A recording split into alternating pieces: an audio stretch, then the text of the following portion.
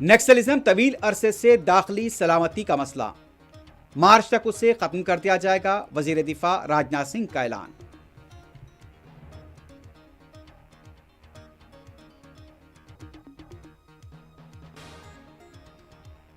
दिल्ली में आलूदगी की सतह संगीन जुमरे में, मुंबई भी मुतासिर, ताजमहल कोहर की लपेट में।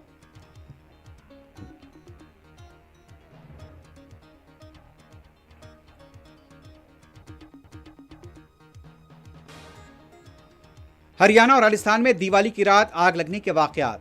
हैदराबाद के बहादुरपुरे में पटाखे की चिंगारी से स्क्रैप का गोदाम खाकस्तर।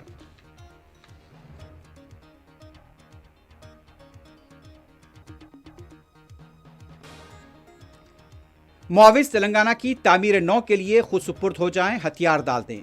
यौम यादगाराना शहीदा पुलिस की तकरीब से वजीर आला रेवंत रेड्डी का खिताब। हलाक कांस्टेबल प्रमोद के लिए मुआवजे का ऐलान। हुकूमत को शराब की दुकानों से आमदनी की फिक्र, अवाम की सेहत की कोई परवाह नहीं। बीआरएस लीडर हरीश राव ने किया लिंगमपल्ली बस्ती दवाखाने का दौरा।